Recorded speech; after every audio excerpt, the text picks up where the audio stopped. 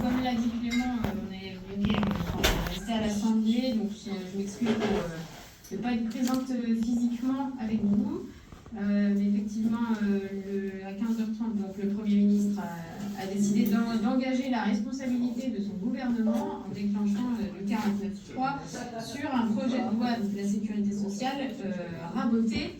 Et donc, quand même, j'ai une petite pensée pour notamment les projets de construction, de rénovation d'hôpitaux publics comme à Redon, qui risquent de se retrouver en grande difficulté avec ce projet de loi de finances de la sécurité sociale. Je voudrais peut-être continuer en remerciant les militants et militantes qui ont organisé cette soirée. Moi, je ne suis pas du tout à l'initiative de l'organisation de ce débat. Merci de m'avoir invité pour cette petite intro. Et bravo du coup aux militants de faire vivre le nouveau Front populaire sur la circonscription, notamment en organisant ce type d'événement autour de et de mobilisation en fait autour de sujets très concrets qui concernent tous les habitants et les habitantes, notamment du Privessac en l'occurrence. Je parlais de l'hôpital public tout de suite. Bon, il ne vous a pas échappé que les politiques qui sont mises en place, notamment par Emmanuel Macron depuis maintenant 7 ans, ne visent pas à sauver le service public. Je prends pour exemple les dernières attaques contre les agents de la fonction publique des ministres Kasbarian, qui, voilà, notamment sur les jours de carence, ou en tout cas les annonces des différents ministres n'annoncent rien n'est de bon augure pour les services publics et les agents. Et de manière générale, ce qu'on voit sur l'état des services publics, c'est qu'il y a un écart assez clair entre les besoins de la population et les moyens des services publics.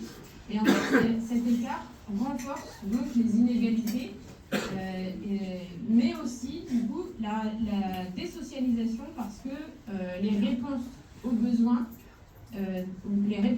des gens sont plus faibles.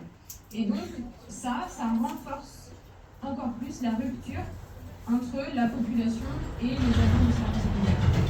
Et je pense que du coup, la situation de la gare de Messac, c'est un bon exemple pour illustrer le désengagement de l'État vis-à-vis des services publics, puisque à cause de ce désengagement, en fait, on se retrouve avec des communes qui essayent de pallier tant bien que mal à ce manque de services publics, mais en fait, ces communes-là, elles-mêmes sont en difficulté puisqu'elles manquent de moyens financiers, et encore une fois, on l'a vu avec les débats budgétaires actuels.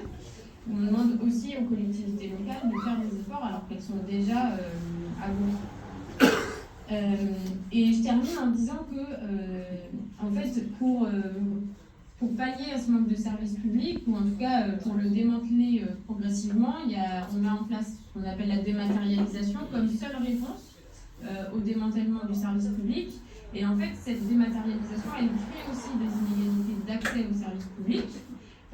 Notamment, je pense, à cause de la fracture numérique, à cause de toutes ces personnes qui ne sont pas habituées, à l'aise avec le numérique et qui se retrouvent bloquées à cause de cette dématérialisation. Et donc, c'est pour ça que c'est important de remettre des accueils physiques derrière les guichets. Ça, c'est une proposition de loi qu'on a portée et qu'on a fait adopter à l'Assemblée nationale.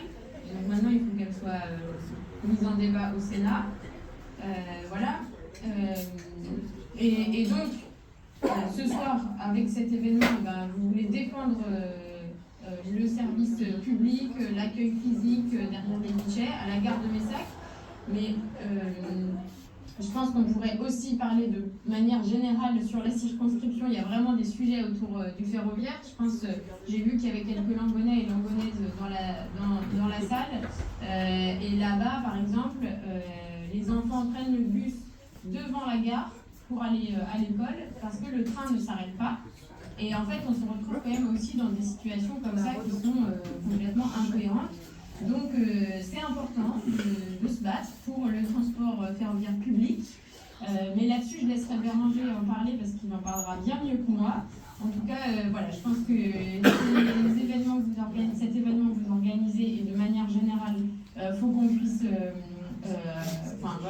continuer à se battre pour maintenir le service public, puisque le service public, c'est notre bien commun, c'est notre patrimoine que l'on doit préserver.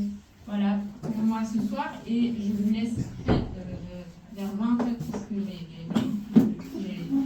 comme je suis à Paris, j'ai des réunions, et voilà, je serai un peu plus tard. Merci à vous.